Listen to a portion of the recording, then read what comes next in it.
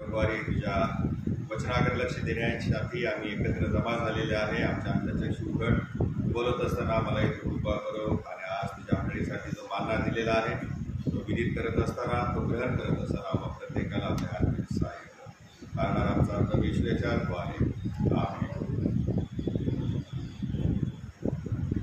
राजेचं पहिलं पुस्तक 17वा अध्याय आणि 8 ते 16 या वचनाकडे आपण वळत आहोत.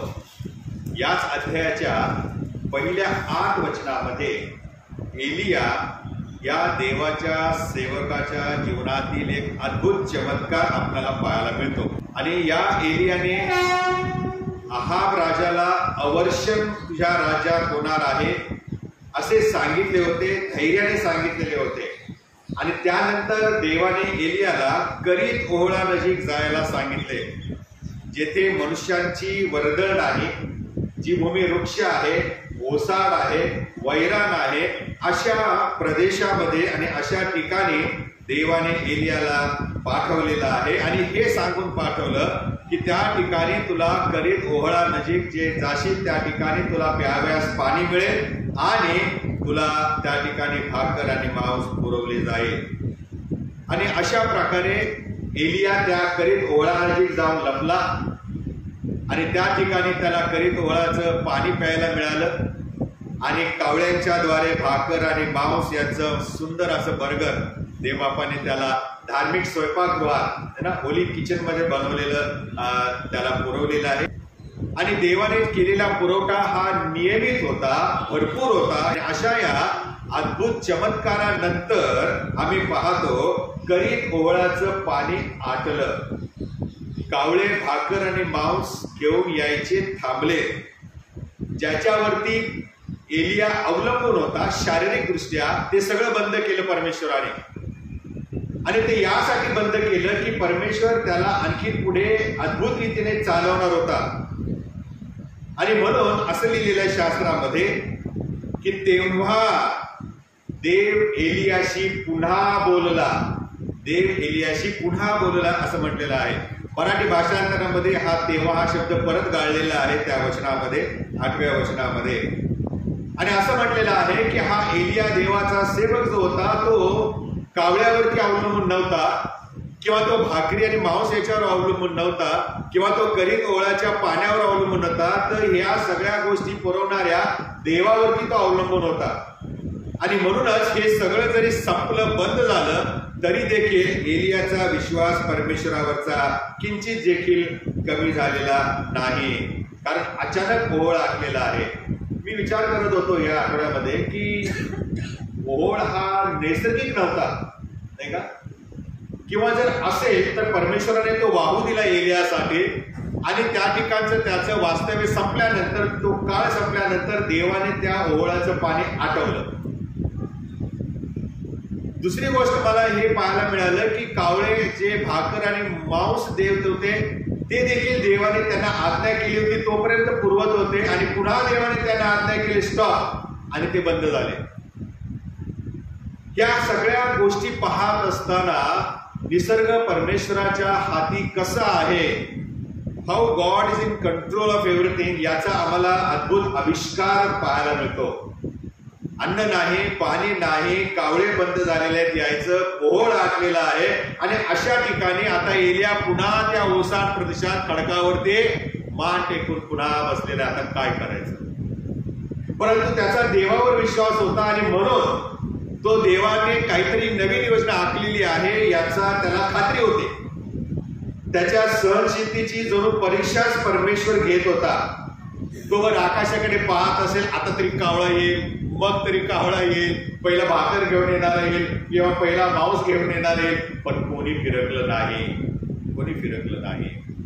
कधी कधी देवाचं सामर्थ्य जे आहे ते सामर्थ्य आम्हाला अनुभवण्यासाठी परमेश्वर अशा वृक्ष अशा प्रदेशामध्ये आम्हाला नेतो. कधी कधी आमचे आशीर्वाद तो थोडा वेळ, थोड्या काळासाठी बंद करतो. आणि म्हणूनच या ठिकाणी तीच गोष्ट एलियाच्या जीवनात झालेली आहे. त्याने देवाचं सामर्थ्य अनुभवलेलं आहे. देव किती चांगला आहे याचा त्याला अनुभव आलेला आहे. सर्व काही आनंदामध्ये चाललं होतं. मस्तपैकी पाणी प्यायचा, सकाळी नाश्त्याला भाकर मांस मिळायचं आणि मग संध्याकाळी परत भाकर मांस मिळायचं. त्याला माहिती नव्हतं किती काळ त्याला तिथं राहायचं आहे. परमेश्वराने त्याला हे आनंद किती काळ दिलेला आहे. पण त्याला एवढं माहित होतं की नित्य नियमाने माझा परमेश्वर माझ्या जेवणाची काळजी घेत आहे, माझ्या प्यायच्या पाण्याची काळजी घेत आहे. पण असं म्हटलेलं आहे की परमेश्वराने जर त्याला सांगितलं की तेथे तुला प्याव्यास पाणी मिळेल, तेथे तुला खाव्यास अन्न मिळेल, मग करीत ओळ आतला कशाला? मग कावळे यायचे बंद का झाले? अनेक प्रश्न माझ्या मनामध्ये यायला लागले आणि एलिया सुद्धा याच विचारामध्ये गढून गेला असेल. परंतु काही कालावधी गेल्यानंतर देव पुन्हा एलियाशी बोलला आणि या मधल्या काळामध्ये जेव्हा ओळ आला, कावळे अन्न पुरवायचं बंद झालं आणि पुढे काहीतरी घडायला पाहिजे म्हणून परमेश्वर त्याला पाठवणार होता. त्या मधल्या काळामध्ये आम्ही हे पाहतो की देव एलियासाठी योजना आखत होता. देव असं कधीच करत नाही आलं मनात कुठला आणि काहीतरी करायला लागला. देव नेहमी योजनाबद्ध सगळ्या गोष्टी करत असतो. आणि म्हणून एलियाला वाटलं की परमेश्वर कुठे आहे? कावळे का बंद झाले? ओहळ का आटलेला आहे? आमच्या जीवनामध्ये आम्हाला पुष्कळदा असं वाटतं देव झोपी गेलेला आहे का? एलिया म्हणाला नाही का त्या बाल देवताच्या त्या मूर्तीपूजकांना नाही का, त्याला हाक मारा बघा तो झोपला असेल तुमचा देव. कधी कधी आमच्या मनामध्ये असा विचार येतो देवाचं माझ्याकडे लक्षच नाहीये, तो माझी काळजीच घेत नाही. आणि प्रियाला आम्ही पाहतो समजा झटकन ओळ आणल्यानंतर किंवा कावळे अन्न पुरवण्याचं बंद झाल्यानंतर जर परमेश्वराने एलियाला लगेच सांगितलं असतं की आता उठ, इथलं काम चाललेलं आहे, आता तू दुसरीकडे जायचं आहे, तर काय झालं असतं? जर लगेच परमेश्वराने त्याला दुसऱ्या ठिकाणी जाण्याची आज्ञा केली असती तर त्याला त्याच्या मनाने त्याला सांगितलं असतं एलियाला की आता देव माझी काळजी घेतो, मी कशाला चिंता करायची गरज आहे? मला काय गरज आहे चिंता करायची? देव माझा पुरवेल. जर अन्न पाण्याविना मी राहिलो तर मी मरणार हे प्रभूला माहिती आहे, तो पुरवेल. परंतु परमेश्वराने त्याला लगेच आज्ञा न देता काही काळ परमेश्वर स्तब्ध राहिलेला आहे. काही काळ परमेश्वर शांत राहिलेला आहे. आपल्या जीवनामध्ये अनेकदा असंच होतं प्रियानो. आम्ही प्रभूकडे काहीतरी मागतो आणि परमेश्वर आम्हाला लगेच ते पुरवत नाही. तो वेळ घेतो आणि आम्हीच अधीर असतो की इतकी प्रार्थना करतो का नाही मिळत? इतकी प्रार्थना करतो देव का ऐकत नाही? इतकी प्रार्थना करतो देव माझ्या प्रार्थनेचं उत्तर का देत नाही? आणि मग पेत्राच्या पहिल्या पत्रामध्ये 5वा अध्याय 7व्या वचनामध्ये आम्ही वाचतो, त्याचवर तुम्ही आपली सर्व चिंता टाका कारण तो तुमची काळजी घेतो. आमची चिंता आम्ही परमेश्वरावर टाकली पाहिजे. देवा एलियाची काळजी घेत होता कारण एलियाचा विश्वास त्या देवावरती होता. एलिया संपूर्णपणे देवावरती अवलंबून होता असं पाहायला मिळतं. आतापर्यंत एलिया देवाला चांगला ओळखत होता. तो परमेश्वर किती चांगला आहे याचा अनुभव घेत होता. त्या स्तोत्रामध्ये आपण 34व्या म्हणतो किंवा वाचतो त्या प्रकारे. आणि देवाचं पवित्र मार्गदर्शन एलियाला लाभत होतो. परमेश्वर माझा मेंढपाळ आहे, मला काही उणे पडणार नाही याचा अनुभव एलियाने घेतलेला आहे. आणि एलिया हा आमच्या सारख्या स्वभावाचा सर्वसाधारण मनुष्य होता. तो काही वरून आलेला नव्हता. तो वरती गेला पण वरून आलेला नव्हता. तो आमच्या सारखा जन्म घेतलेला मनुष्य होता. आणि मग अशा या एलियाला परमेश्वराने सांगितलं चल सिदोनातील सारफत नगरात जाऊन राहा. 9वं वचन राजेचं पहिलं पुस्तक 17वा अध्याय 9व्या वचनामध्ये लिहिलं आहे. एलियाने देवाच्या सांगण्याप्रमाणे केले आणि तो सिदोन या ठिकाणी असलेल्या सारफत नगरामध्ये गेलेला आहे. सारफत नगरामध्ये 2 चमत्कार झालेले आहेत. एक पहिले राजे 17वा अध्याय 8 ते 16 मध्ये एका विधवेच्या घरी एलियाची सोय परमेश्वराने केलेली आहे. आणि दुसरा चमत्कार 17 ते 24 वचनामध्ये त्या विधवेचा मुलगा मरण पावलेला आहे आणि एलियाने प्रार्थनेने त्या स्त्रीच्या मुलाला जिवंत केलेले आहे. या दोन्ही घटनांकडे आपण पाहणार आहे आज नाही, येणाऱ्या काही दिवसामध्ये.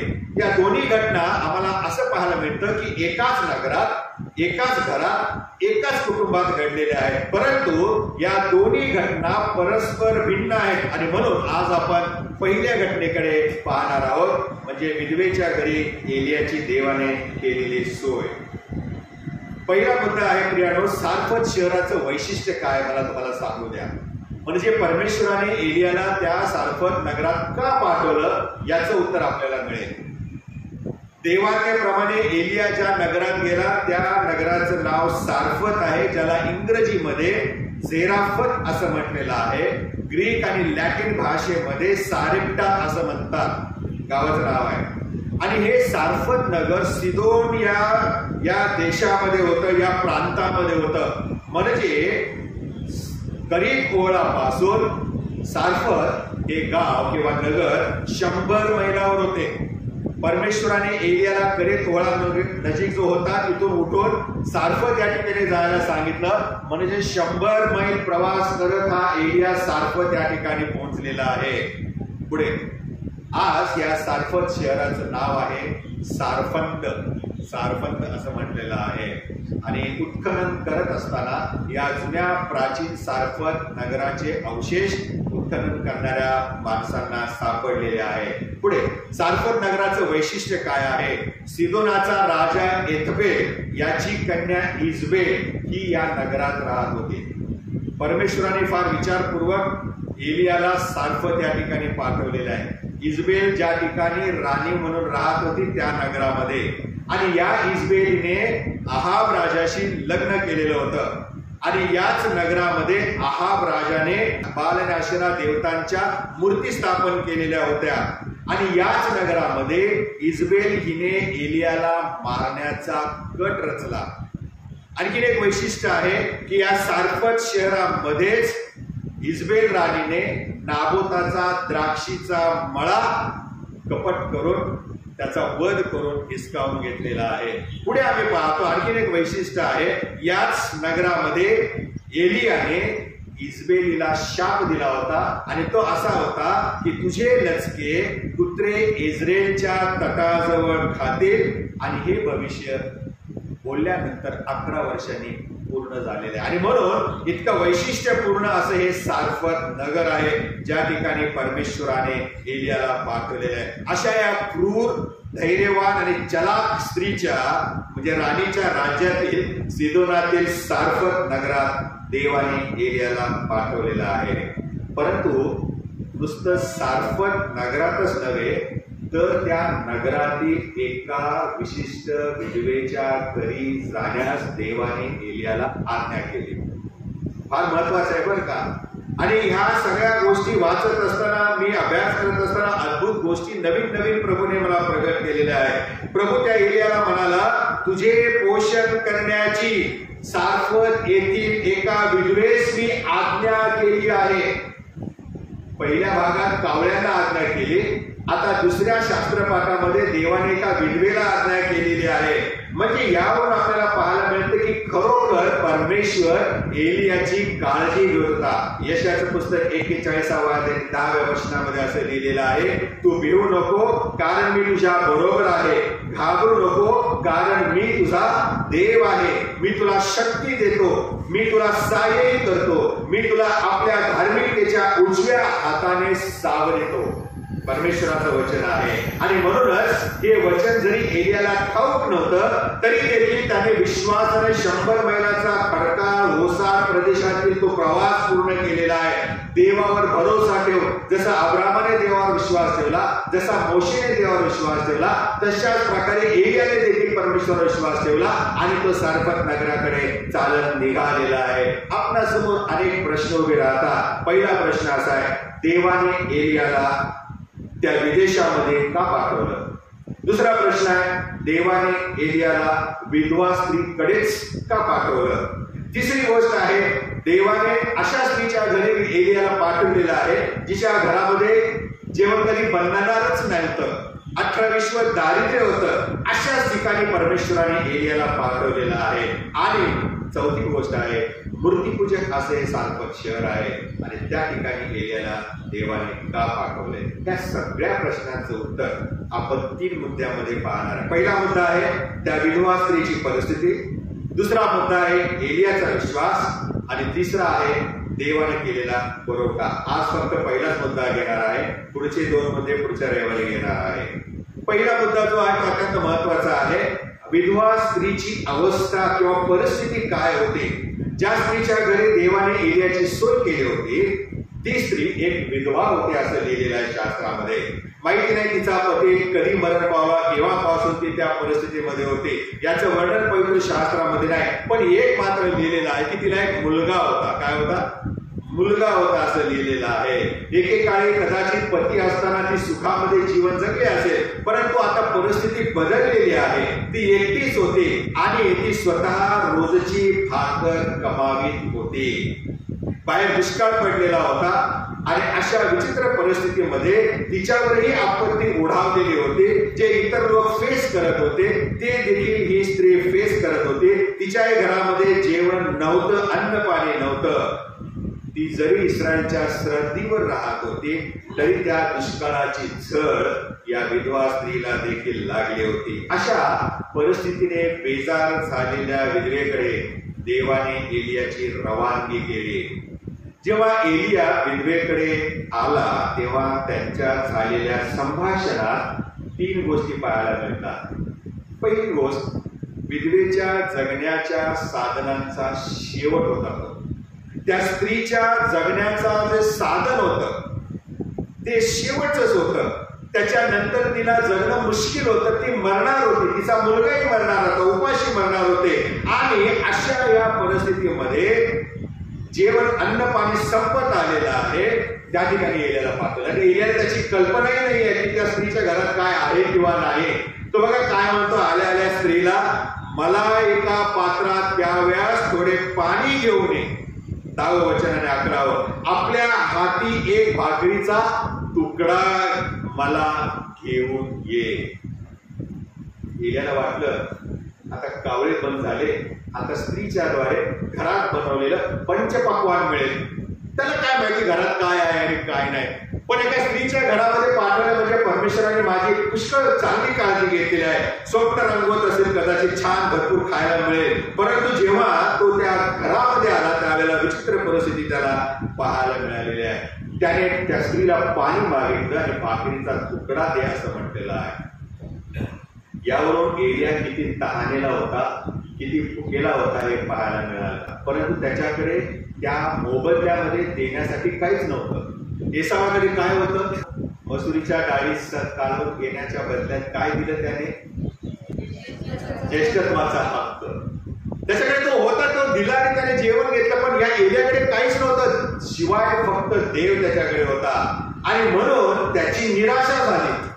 तो निराश झालेला आहे. त्याने पाहिलं विधवा स्त्री काटक्या गोळा करत आहे आणि मग ती एलियाकडे त्याची आज्ञा ऐकून येते आणि म्हणते, माझ्याजवळ भाकरी मुळीच नाही. काय म्हणते?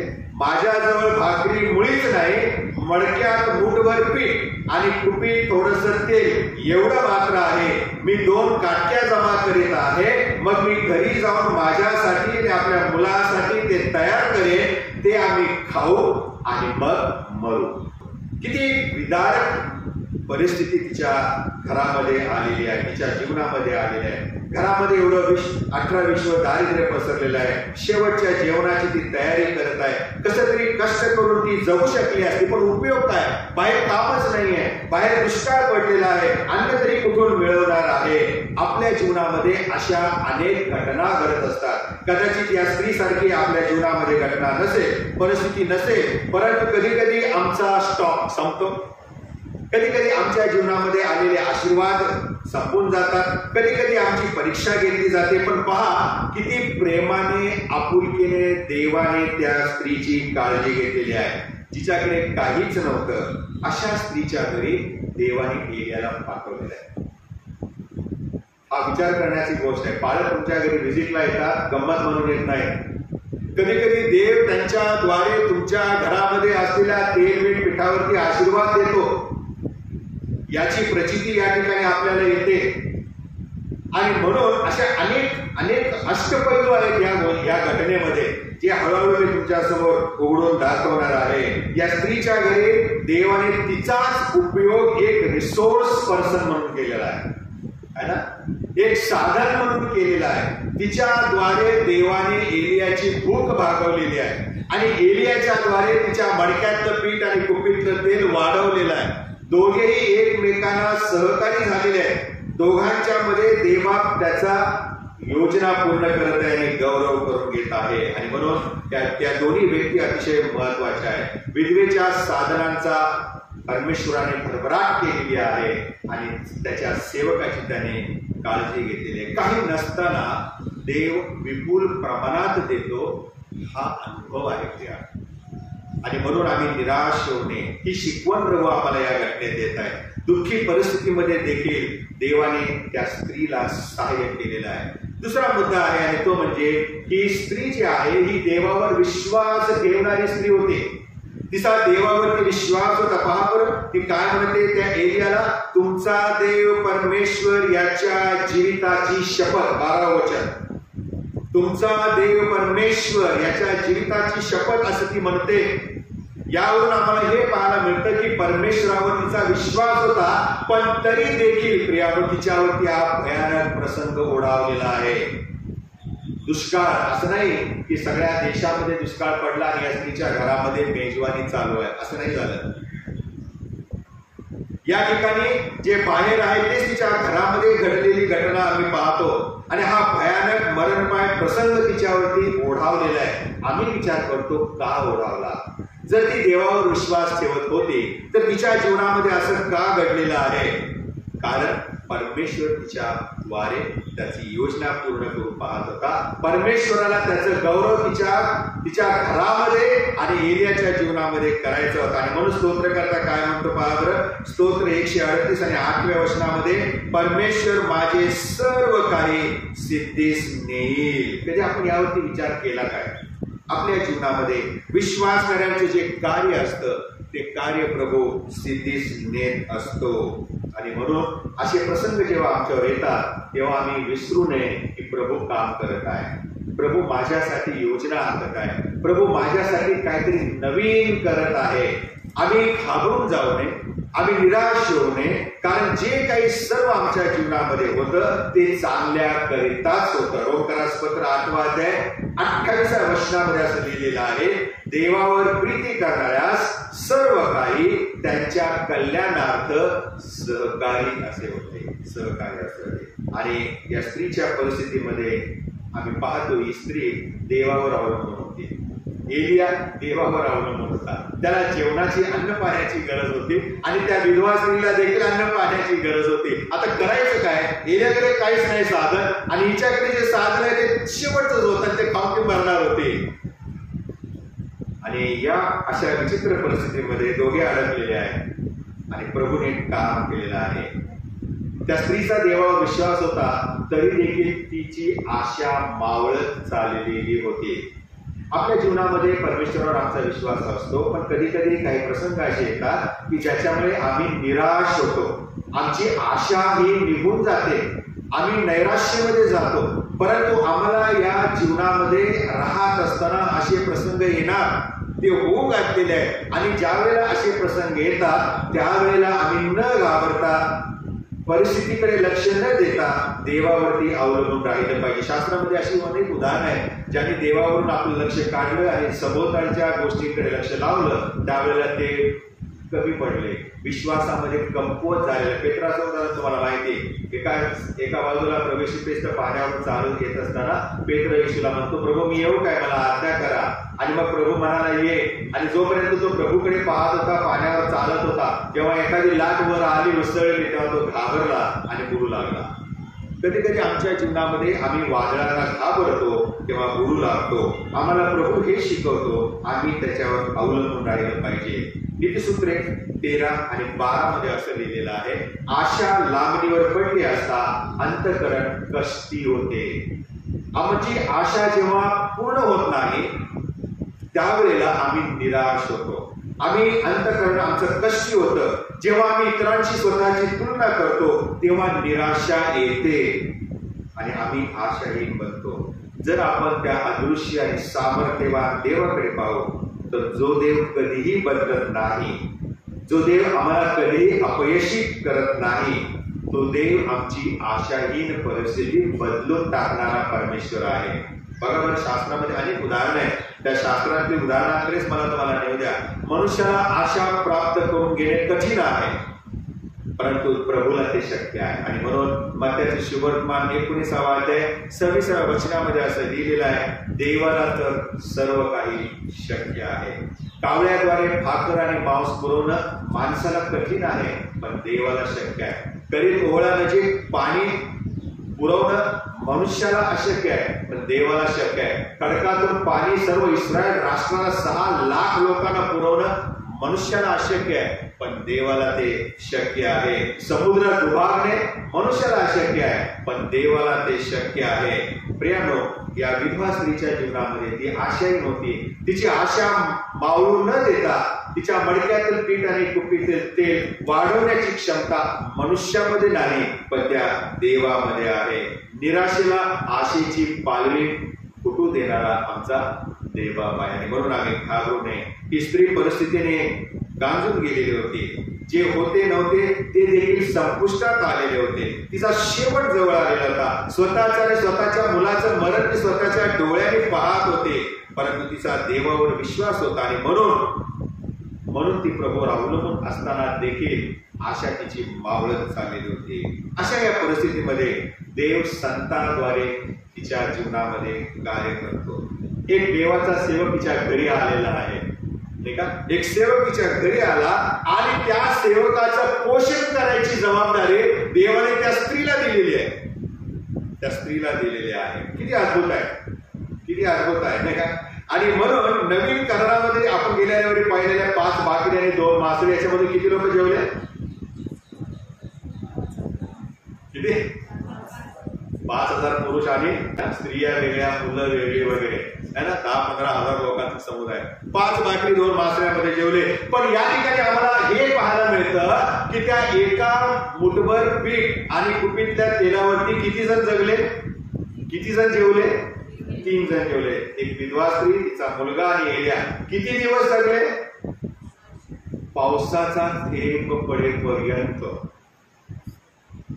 किती वेळा जेवले हे लिहिलेलं नाहीये, पण पावसाचा थेंब पडेपर्यंत, पुन्हा हिरवळ येईपर्यंत, पुन्हा त्या स्त्रीला विपुल प्रमाणामध्ये अन्नधान्य मिळेपर्यंत देवाने या तिघांची काळजी घेतलेली आहे. शून्यातून विपुलता आम्हाला प्राप्त होते. जिथे जगणं मुश्किल असतं तिथे देवाने पाऊस पडेपर्यंत तिघांचं रक्षण केलेलं आहे. तुमचं कुटुंब, माझं कुटुंब, आपले चर्च. प्रियानो, कधी कधी आम्हाला असं वाटतं की काही उपयोग आहे, शून्यात आम्ही जमा आहोत, आमचा काहीच उपयोग नाही, देव आम्हाला चालवत नाही. कधी कधी आम्ही निराश होतो. पण लक्षात ठेवा, अशाच वेळेस प्रभू आमच्यासाठी योजना तयार करतो. योजना काय? त्या स्त्रीला माहित नव्हतं की देवाचा सेवक येईल आणि माझ्या घरातलं पीठ वाढेल. त्या स्त्रीला माहित नव्हतं की तो देवाचा सेवक येईल आणि कुपीतलं तेल वाढेल. आजकालची स्त्री अशी का म्हटली असती, काही गरज नाही, तुमचं तुम्ही जावा, आमचा आम्ही बघून घेऊ, मॉडर्न. परंतु ही स्त्री देवावर विश्वास होती आणि म्हणून तिने त्या देवाच्या सेवकाचा स्वीकार केला. ऑलराईट, ठीक आहे. आणि मग पुढे काय झालेलं आहे ते पुढच्या रविवारी आहे. पण आजसाठी आपण हे शिकूया की परिस्थिती विचित्र असली तरी देखील प्रभू आम्हाला चालवतो. आम्ही निराश न होता प्रभूवरती आपण अवलंबून राहाव्या. जिथे शून्य आहे तिथे प्रभू विपुलता देणारा आहे. आम्ही मनात शंका न आणता या स्त्रीप्रमाणे परमेश्वरावर अवलंबून राहाव्या. म्हणजे प्रभू माहिती नाही त्या करीत ओहळाच्या नजीक कावळ्यांच्या द्वारे सेवकाची काळजी घेतली. आता ह्या दुसऱ्या विभागामध्ये त्या सेवकाच्या द्वारे त्या स्त्रीची काळजी परमेश्वरानं घेतलेली आहे. आणि म्हणून प्रभूच्या सेवकाचा आदर करा आणि त्याच्या म्हणण्याप्रमाणे आपण राहूया. म्हणजे प्रभू आम्हाला विपुलता देतो. आपण प्रार्थना करूया. स्वर्गीय प्रभू, आम्ही तुझी स्तुती करीतो, पुन्हा एक बार धन्यवाद देतो. आजच्या या वचनातून तू आम्हाला सुंदर मार्गदर्शन केलेलं आहेस. प्रभुदेव बाप्पा, त्या स्त्रीच्या जगण्याच्या साधनांचा शेवट होता आणि तिच्या घरी तू तुझ्या सेवकाला पाठवलंस.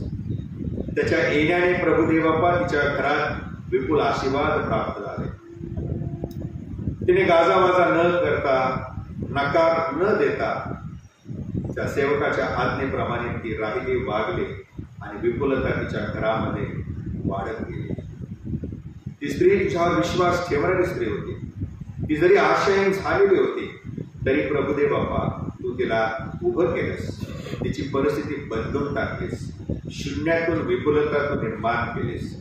जिथे जगणंच मुश्किल होतं त्या ठिकाणी त्या तिघांचं पोषण पाऊस पडेपर्यंत तू केलंस. असा तू आमचा अद्भुत परमेश्वर देवा पाहिजे. कधीकधी आमच्या जीवनामध्ये प्रवाशी अनेक प्रसंग येतात, पण आम्ही घाबरून न जाता तुझ्यावर पूर्णपणे विसंबून राहावं म्हणून तू आम्हाला कृपा करेल. आमचा प्रभू येशू ख्रिस्त याच्याद्वारे आमेन.